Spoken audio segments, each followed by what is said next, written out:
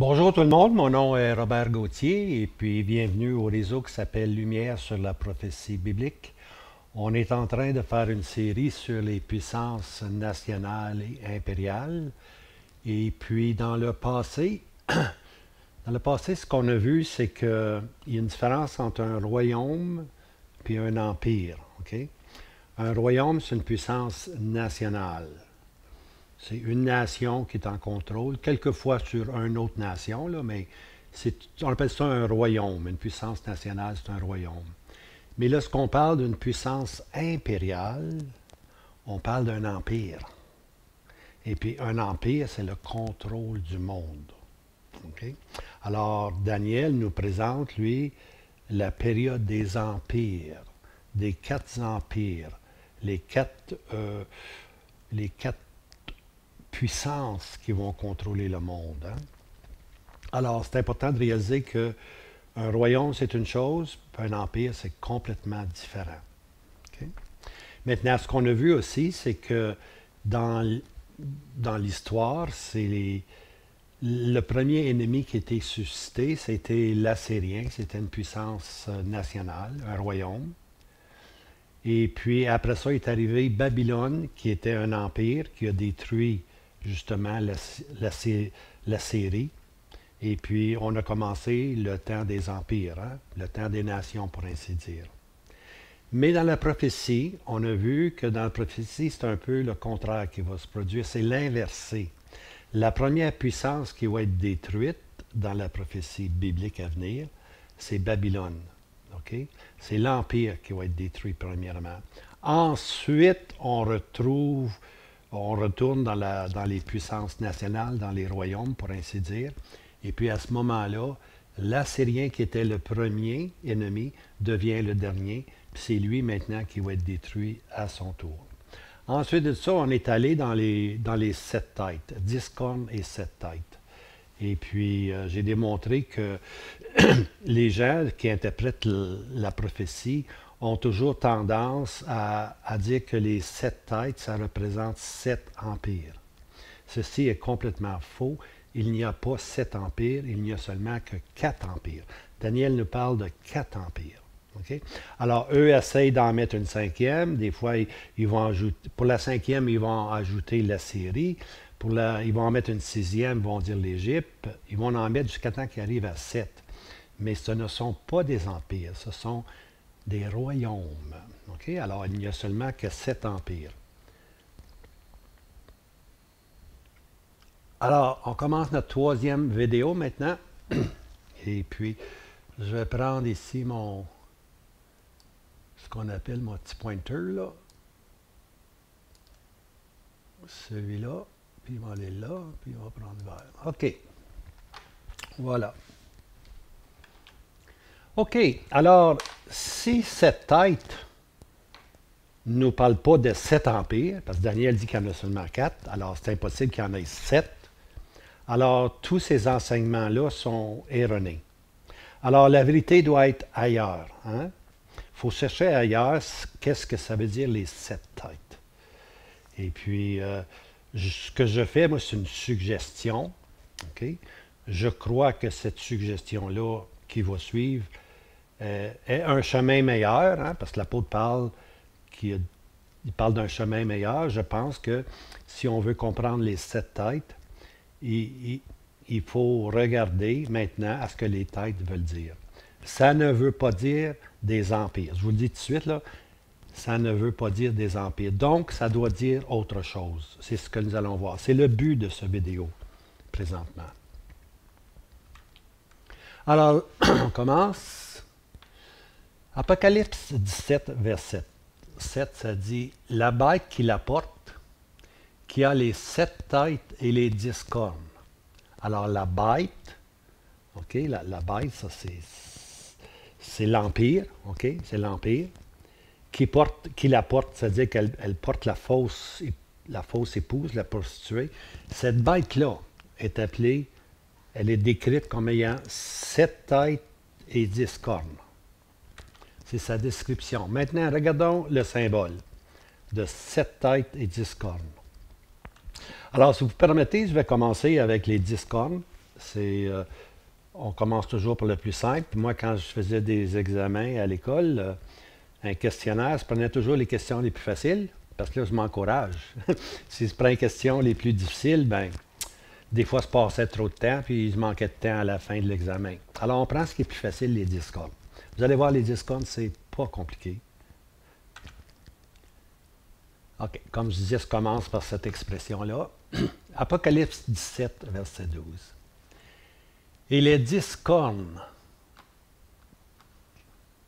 que tu as vues sont 10 rois qui n'ont pas encore reçu de royaume, mais ils reçoivent pouvoir comme roi 1 heure avec la bête. Alors, les 10 cornes, ici, les 10 cornes ici, là, que tu as vues sont, écoutez, il y a la réponse ici, là, 10 rois.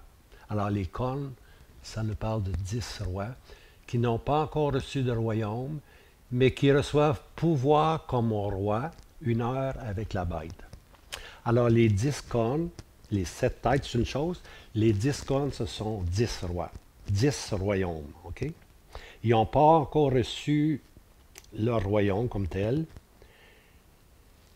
Mais à un moment donné, ils vont recevoir le pouvoir comme roi 1 heure avec la bête. OK? Alors, ici, là, je dis les 10 cornes sont 10 rois. 1 heure ici avec la bête, ça veut simplement dire en même temps, dans la même période qu'ils reçoivent l'autorité. Alors, les 10 cornes vont intervenir en même temps que la bête va être là. La bête qui a 7 têtes et 10 cornes. Alors, les 10 cornes, on sait que ça parle de 10 royaumes. OK? 7 têtes. On va parler des têtes, mais on va parler premièrement de l'expression 7. Alors, 7, dans les Écritures, nous parle de ce qui est complet. Okay? 7, c'est un chiffre qui parle de ce qui est complet. Les 7 fêtes de Jéhovah. C'est un regard complet sur la prophétie en rapport avec le peuple juif. Les 7 fêtes de Jéhovah. C'est un regard complet sur l'histoire des Juifs. Les 7 églises, quand on arrive dans l'Apocalypse, chapitre 2 et 3, les 7 églises ou les 7 assemblées dans l'Apocalypse, encore là, c'est un regard complet et prophétique sur la période de l'Église. Alors, 7, c'est ce qui est complet, que ce soit pour les Juifs, les 7 fêtes de Jéhovah, ou que ce soit pour la chrétienté, 7 églises qui nous donnent le parcours complet de l'histoire de l'Église, du commencement à la fin. Okay? Alors 7, c'est vraiment, c'est un symbole qui parle de ce qui est complet. Alors, 7 têtes, quelque chose de complet dans les têtes. Alors là, on va regarder les têtes. C'est quoi les têtes? J'ai dit que les têtes n'étaient pas des empires. Les gens veulent dire que c'est des empires, mais ce n'est pas des empires. Les têtes indiquent quelque chose comme un chef ou la chefferie ou un mode de gouvernance ou de gouvernement. Alors, lorsqu'on parle de la tête d'un pays, hein, ou la tête, le chef du Parlement, on appelle ça une tête, le premier ministre, ou que ce soit le président, ou que ce soit le tsar en Russie, ce sont des têtes gouvernantes. Okay? Alors, tête, c'est une expression dans la parole de Dieu qui nous parle ici du gouvernement ou du mode de gouvernance. Okay? Alors, il y a eu 7, c'est un chiffre complet, 7 façons de gouverner. Okay? Alors, on va prendre les 7 façons de gouverner qu'a eu la dernière empire. Okay? Puis la dernière empire, elle était romaine. Elle était de Rome. Okay? Alors, on va voir un peu l'histoire maintenant de l'empire. Alors, 7 têtes signifie un regard complet et prophétique sur les types de gouvernements qui ont caractérisé cette longue existence de l'Empire. Okay? L'Empire de Rome, c'est celle qui a duré le plus longtemps. On va le voir dans ce qui va suivre. Là. Il y a des empires qui n'ont pas duré longtemps. Babylone a duré, quoi, 70 ans. Hein? Les Perses et les Mèdes sont arrivés après 70 ans, puis ont détruit Babylone. Alors, l'empire de Babylone a duré seulement 70 ans. Mais il y a des empires qui ont duré beaucoup, beaucoup plus longtemps. Puis la plus longue, celle qui a eu le plus de gouvernance, si on peut dire, ou la tête qui a demeuré le plus longtemps, c'est l'Empire de Rome. Alors, l'Écriture nous dit l'Écriture nous dit 5 sont tombés. Apocalypse 17, verset 10. Alors, ceux-ci sont des têtes de gouvernement qui sont tombées avec les décennies. Comme je disais, l'Empire de Rome a duré longtemps. Vous allez voir combien longtemps que c'est. Elle a duré longtemps. Et puis, durant cette période-là, l'Écriture nous dit que 5 têtes, 5 modes de gouvernement, ou 5 formes de gouvernement ou de gouvernance ont tombé. 1, 2, 3, 4, 5. Il y en a 5 de tombés. Alors, comme je disais, les 7 têtes se rattachent à différentes formes de gouvernement qui ont appartenu à la bête, à l'Empire romain. Alors, le 4e Empire romain, c'est celle qui a duré le plus longtemps. C'est ça que je vais vous expliquer ici. Sa longévité fut de 753 avant Christ jusqu'à 476 après Christ. À 476, elle s'est effritée. Elle n'a jamais été il n'y a jamais eu de conquête sur Rome. Rome s'est simplement effritée. Okay? Alors, de 753 à 476 après Christ, il y a un long, long moment. Alors, le premier chef fut Romulus, ou la première tête fut Romulus, qui fut le roi, pour ainsi dire. Ce fut son premier roi. Alors, ça, c'est la première tête. Maintenant, comme je disais, l'Empire n'a jamais été conquise. Elle s'est effritée. Quand j'emploie l'expression effritée, c'est une expression que j'emploie pour expliquer que Daniel nous parle que le fer était mélangé avec l'argile ou la glaise. Le fer et la glaise, ça ne marche pas ensemble. Alors, ce qui est arrivé, c'est qu'il y a eu un mélange de nations avec l'Empire romain, et puis finalement, ce mélange des nations, différentes nations, que l'Empire romain possédait. L'Empire romain, à un moment donné, c'est un système central, comme Ottawa, c'est un système central. Mais à un moment donné, le système central ne peut plus contrôler. Alors, ce qui est arrivé avec Rome, l'Empire romain, c'est qu'elle n'a pas pu contrôler l'argile, les différentes nations. Okay? Alors, il y a eu un mélange entre les deux. Et puis, à un moment, 476 après Christ, tout s'est effrité. 500 ans, pratiquement après la mort de Christ, l'Empire romain s'est effrité. Alors, l'Apocalypse nous dit que 5 sont tombés. C'est l'esprit prophétique qui déclare ça. Elle nous déclare que 5 têtes, 5 formes de gouvernement sont tombées. Okay? Ils ne sont plus, ils n'existent plus. Maintenant, comme croyant, comme chrétien, la foi accepte ce que Dieu dit et procède à comprendre la 6e tête. Hein? Alors, on accepte, ici, on accepte ce que Dieu dit. Dieu dit quoi? Dieu dit, regarde bien, il y en a 5 de tomber, mon boy. Il y en a 5 de tomber. Alors, nous, comme croyants, on accepte, puis on devrait tout de suite retourner au numéro, trouver la 6e, puis la 7e tête. Hein? Alors, ça, c'est la foi. La foi l'accepte. OK? Maintenant, pour aider un peu, alors, nous n'avons pas besoin de savoir qui furent les 5 premières têtes ou les différentes formes de gouvernement romain qui ont existé. On n'a pas besoin de savoir ça. Dieu nous a dit que 5 sont tombés. OK, on doit procéder. Mais pour aider, Dieu a parlé, donc on croit. Pour aider,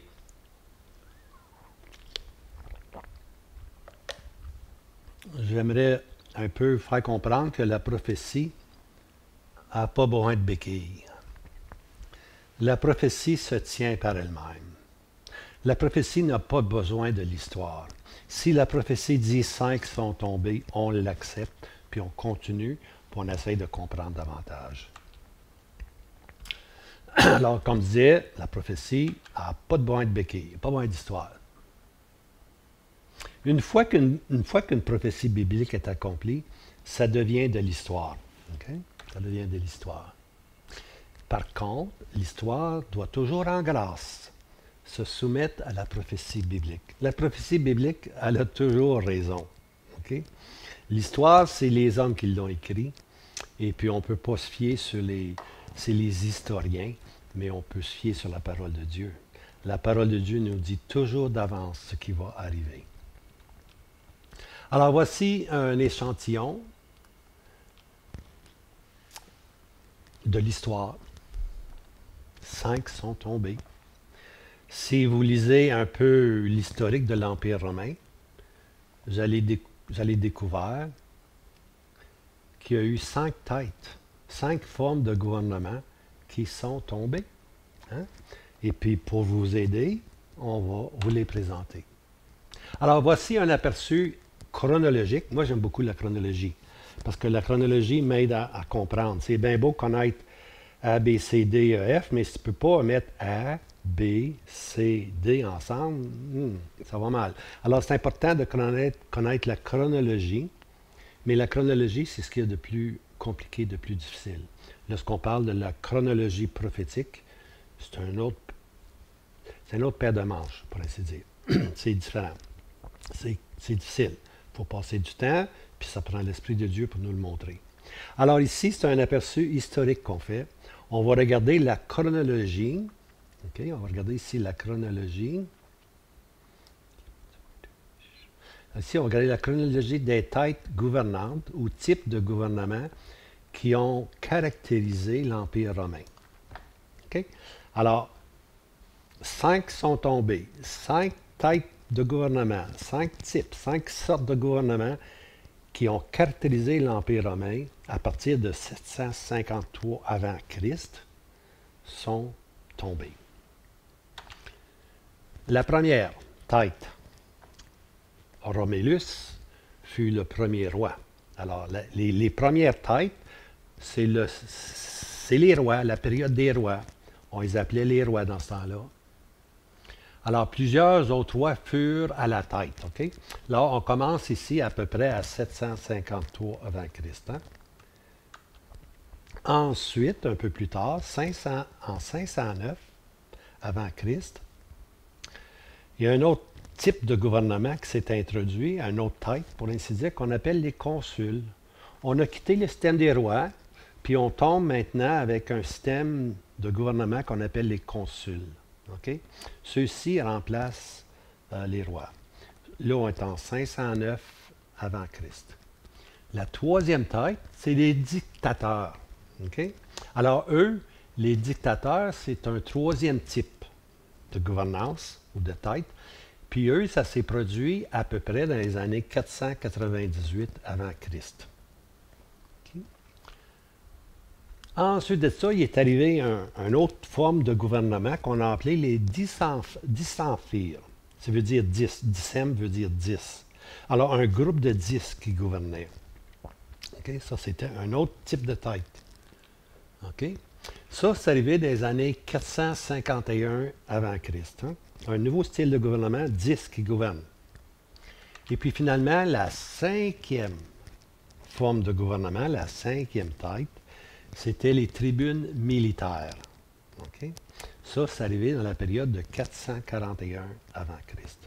Alors, à partir de 441 avant Christ, on a maintenant, on n'a plus les 10, on a des tribunes militaires. C'est vraiment l'aspect militaire qui gouvernait, qui devenait la tête, okay, de l'Empire romain.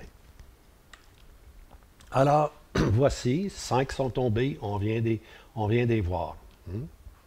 Maintenant, la parole de Dieu nous dit, 5 sont tombés, l'un est. Alors, il y en a un qui est en existence. Ça, c'est la 6e tête, bien-aimé. C'est la tête qu'on appelle la tête des Césars. Hein? Parce que quand l'apôtre Jean écrit l'Apocalypse, un est. Il y a une tête au jour de l'apôtre Jean, excusez-moi, au jour de l'apôtre Jean. Il y avait une tête impériale qui est là, qui était arrivée. C'est la lignée des Césars qui commence. Une nouvelle forme de gouvernement prend naissance dans l'Empire romain. Et puis cette forme de César, cette tête des Césars, commence à 31, l'année 31 avant Christ. Avant que le Seigneur soit né, il y avait ce qu'on appelle les Césars. Puis la meilleure preuve, c'est dans Luc 2, verset 1. C'est César Auguste qui fut le premier empereur. Je lis ici dans Luc 2. Il arriva en ces jours-là qu'un décret fut rendu de la part de César Auguste. Pourtant, qu'il fut fait un recensement de toute la terre habitée. Imaginez-vous, là, on est dans l'Empire romain. Les Mèdes, les Perses, les Grecs, tout ça, c'est fini maintenant. On est avec les Romains. C'est les Romains maintenant qui gouvernent. Ils gouvernent la terre entière.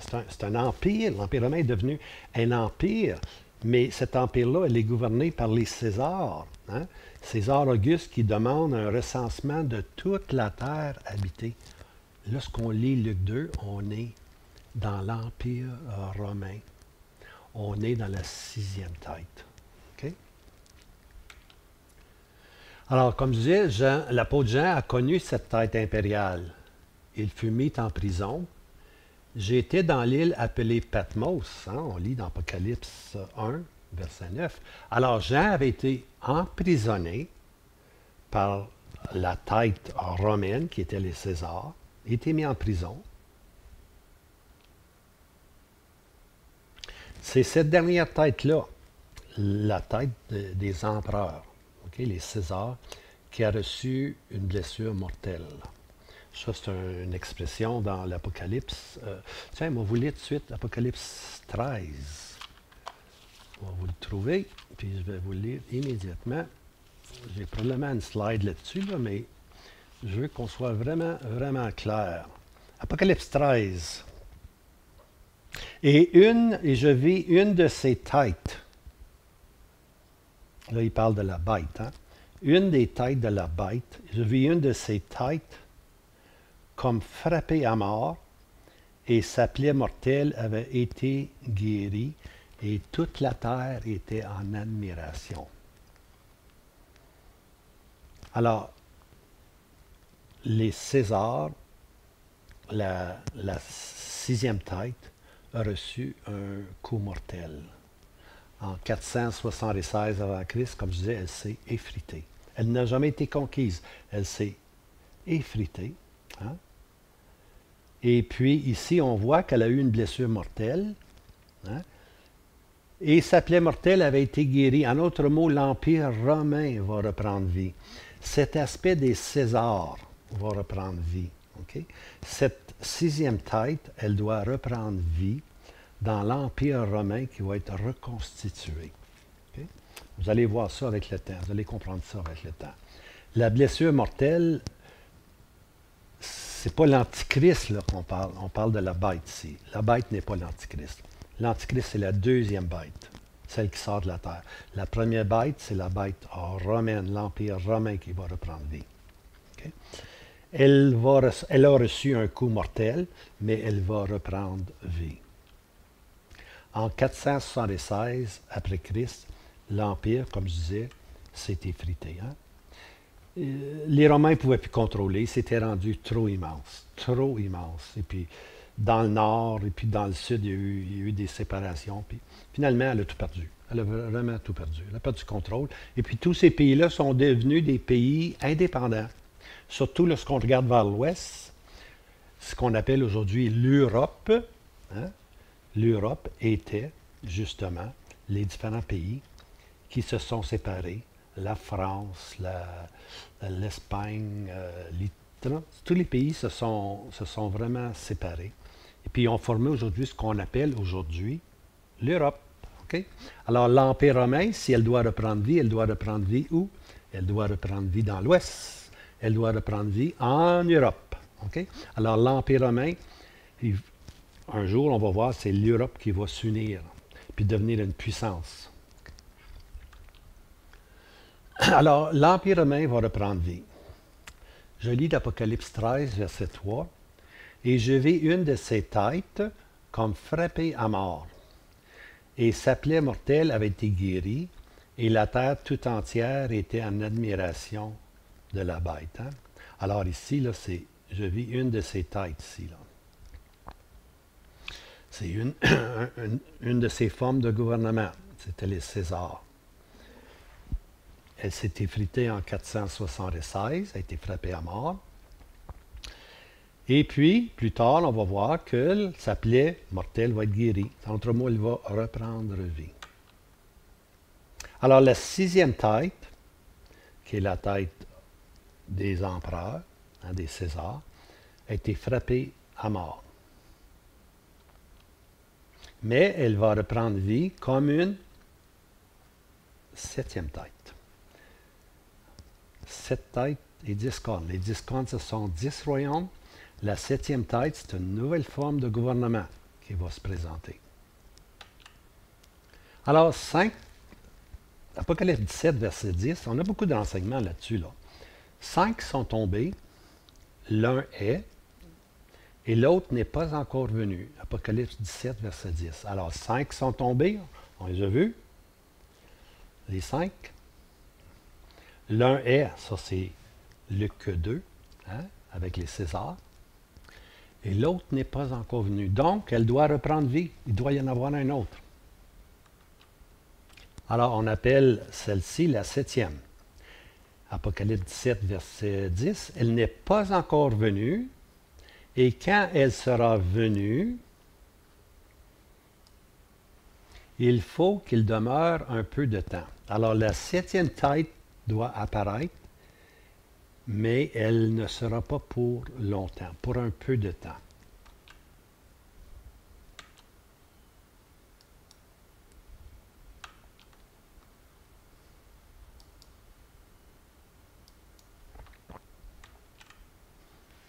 Alors, la 7e est encore à venir. La 7e, c'est notre dernière tête impériale à venir que la prophétie nous parle. Elle nous parle de 7 têtes et 10 cornes. Okay? Alors, la 7e forme de gouvernement est encore à venir. Okay? Alors, la 6e fut une tête impériale et finalement blessée à mort. Ça, c'est en 476. Les Césars c'était fini avec les Césars. L'Empire s'est effrité, s'est séparé complètement.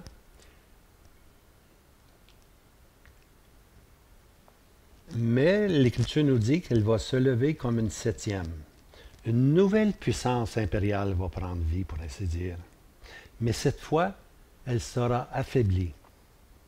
Car sa puissance est avec les 10 cornes ou royaumes. 7 têtes et 10 cornes. Alors, la 7e forme de gouvernement, c'est une forme affaiblie.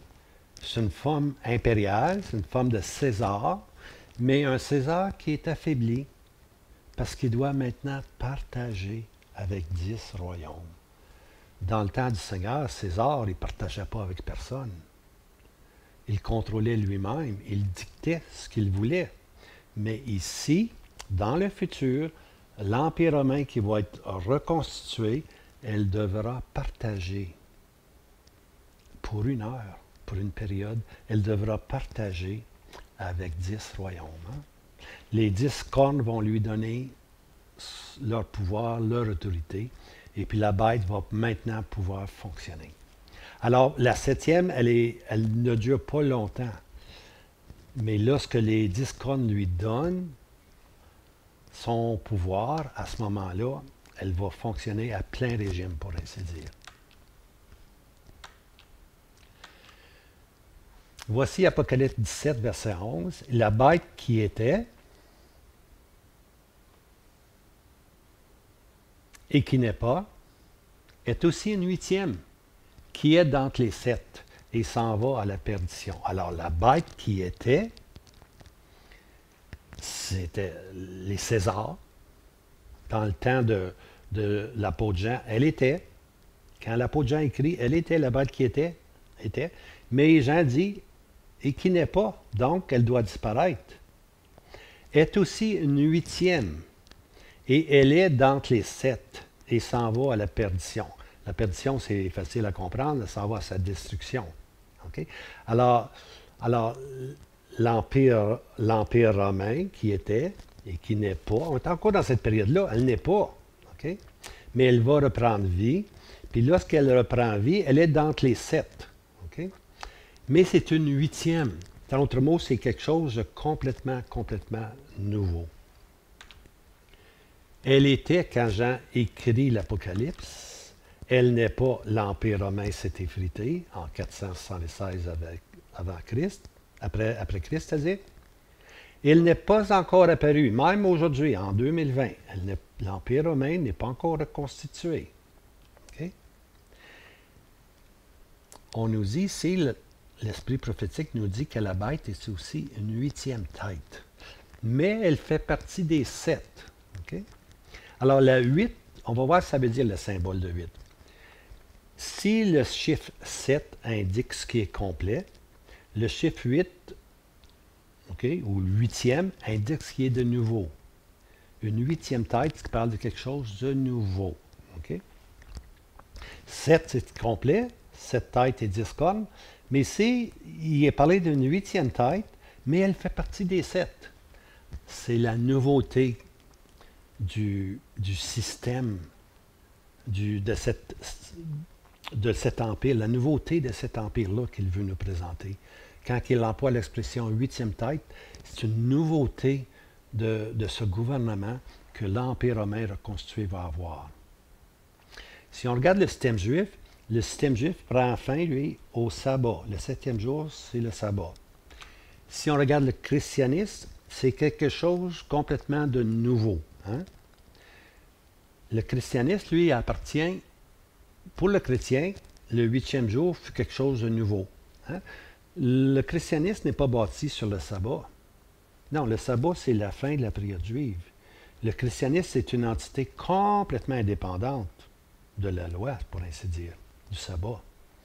C'est quelque chose de nouveau, le huitième jour. Le huitième jour, c'est le jour où le Seigneur Jésus a été ressuscité.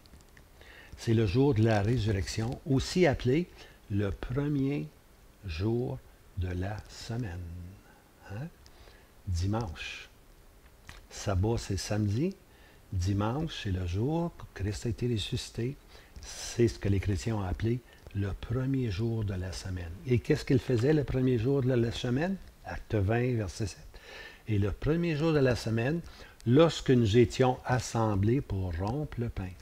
Alors, les chrétiens ne se réunissaient pas le sabbat. Ils se réunissaient dans Acte 20, au verset 7. Ils se réunissent maintenant le premier jour de la semaine. Parce que c'est un nouveau commencement. Okay? 8, le premier jour de la semaine, c'est le huitième jour, pour ainsi dire. Mais ça nous parle d'un nouveau commencement. 8 nous parle d'un nouveau commencement, un nouveau témoignage, quelque chose de nouveau. Et puis la bête ici est aussi une huitième et est d'entre les sept et elle s'en va à la perdition. Okay?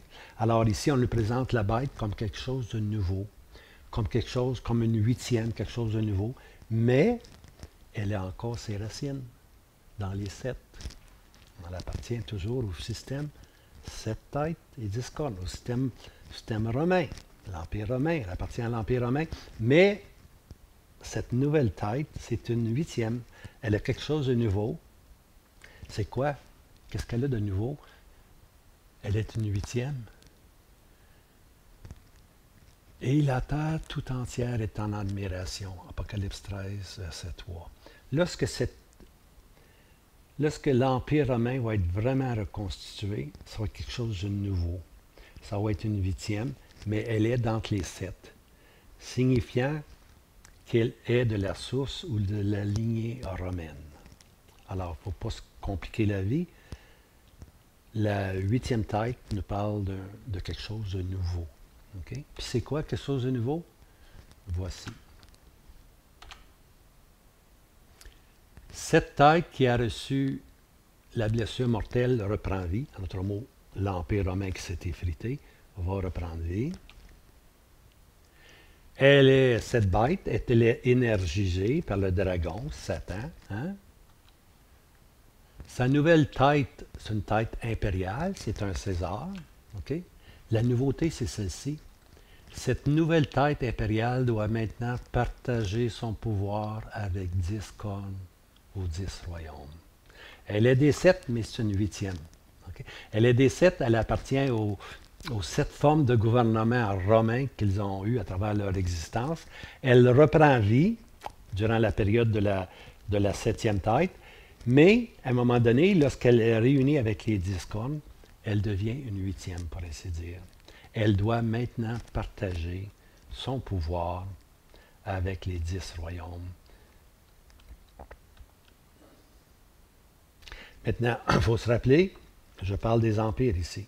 Je ne parle pas des royaumes. Un empire, c'est une puissance mondiale. Hein? C'est une puissance universelle. On appelle ça un empire universel ou un empire impérial. La Bible nous a prédit 4 empires. Et l'histoire doit suivre cet ordre divin. Alors, les empires ou les puissances impériales commencent avec l'arrivée de Babylone. Hein? Nebuchadnezzar, ça commence avec Nebuchadnezzar. Historiquement, le statut Daniel décrit cette période impériale qui existe encore aujourd'hui. Okay? La période des empires. Ça existe un jour. C'est le temps des nations qui a commencé avec les empires. Hein? Alors, la statue décrit 4 empires. Okay? Il n'y aura que 4 empires. La Bible parle de 4 empires, excepté que la 4e, qui est la dernière, l'Empire romain, s'est effrité en 476 avant Christ. Mais les Saintes Écritures nous enseignent qu'elle doit reprendre vie. On appelle ça l'Empire romain reconstitué. C'est ça que Daniel enseigne, c'est ça que l'apôtre Jean enseigne, que l'Empire romain doit reprendre vie. Pourquoi est-ce qu'elle doit reprendre vie? Elle est responsable d'avoir crucifié le juste, le Seigneur Jésus. Puis elle doit venir en jugement devant Dieu. Elle va reprendre vie. Puis elle va être, lorsqu'elle va reprendre vie, elle va être encore pire que furent les Romains au jour d'Auguste. Hein?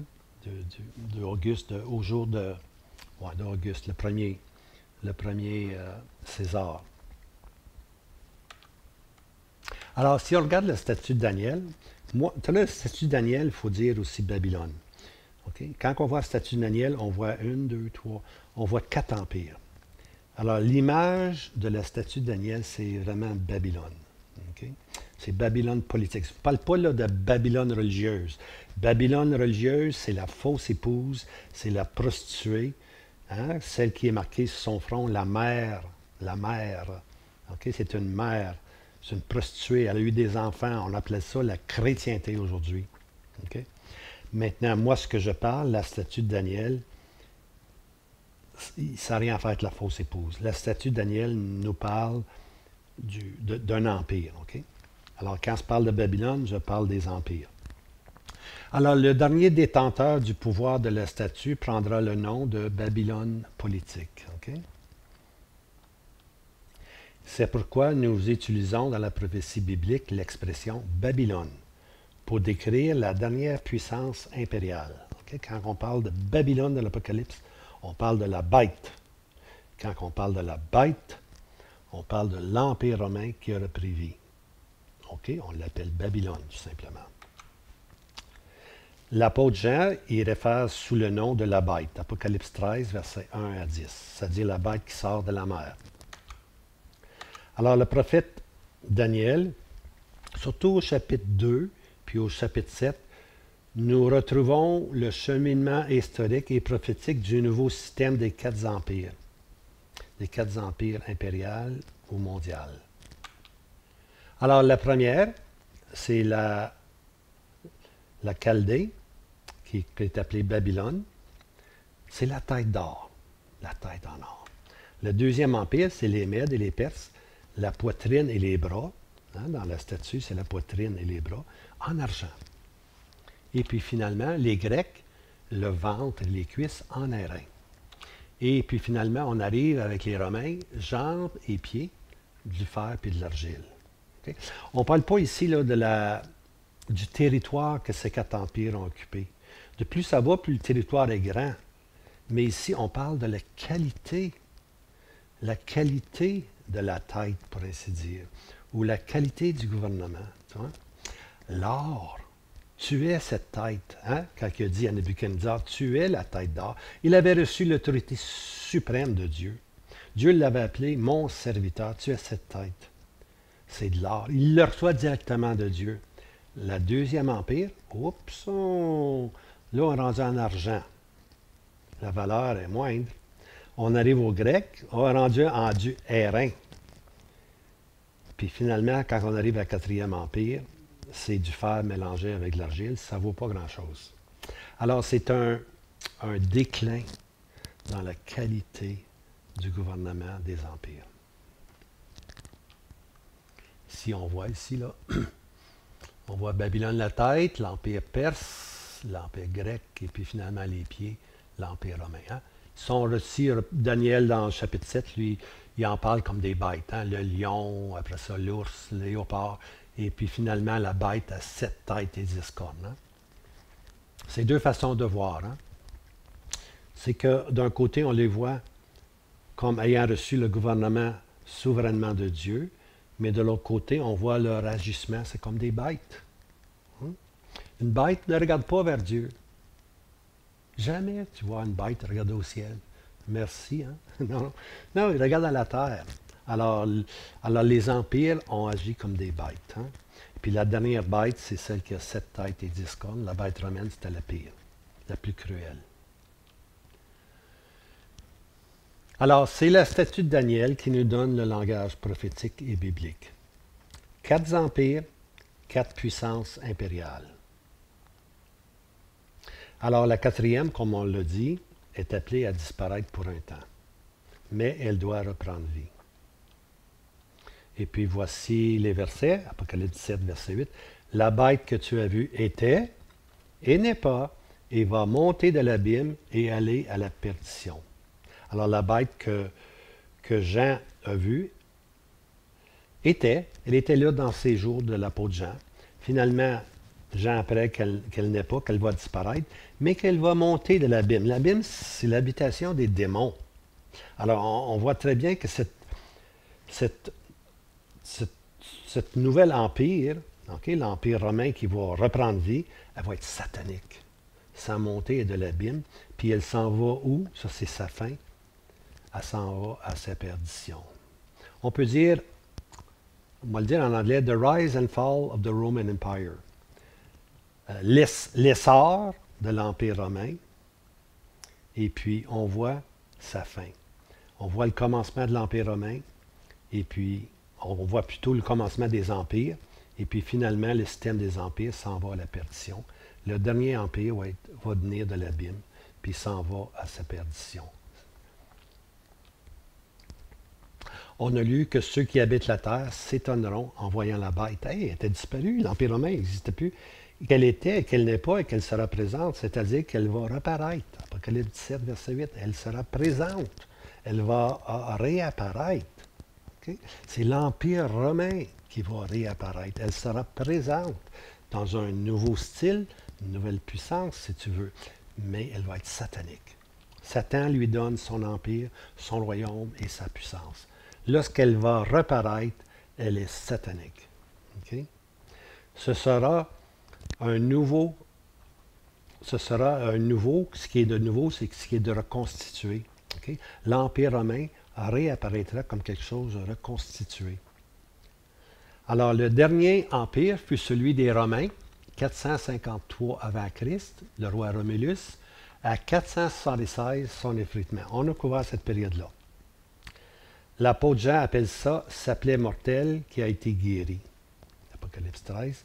Donc, les Saintes Écritures affirment le retour de cet empire qui a crucifié le Christ loin de Dieu, celui qui était loin de Dieu. On l'appelle l'Empire romain reconstruit. J'insiste beaucoup là-dessus. Vous allez savoir pourquoi. Il y a une règle d'or qu'on doit suivre dans la prophétie. Ne jamais forcer les Écritures. Ça, c'est une expression que M. William Kelly, dans la fin des années 1800, a dit. Ne jamais forcer les Écritures. Okay? Il ne faut pas faire dire à la parole de Dieu ce qu'elle ne dit pas. Je vais vous donner un exemple. Aujourd'hui, on parle beaucoup du nouvel ordre mondial. New World Order. La Bible ne parle pas du New World Order, nouvel ordre mondial. C'est forcer les Écritures. La Bible parle d'un empire, le 4e empire qui va reprendre vie. Alors ça va être notre prochaine vidéo, le nouvel ordre mondial. On va voir ce que les hommes en ont fait. Ils ont forcé les Écritures. Ils font dire à la parole de Dieu ce qu'elle ne dit pas. Okay? Alors, je vous laisse avec ceci. J'espère que ça a été un encouragement. Et puis, Maranatha, le Seigneur Jésus revient. Puis, n'oubliez pas, abonnez-vous à Lumière sur la prophétie biblique. Merci beaucoup pour les encouragements. Alors, ceci va être notre 4e vidéo. Alors, que le Seigneur vous garde. Passez une belle journée. Merci.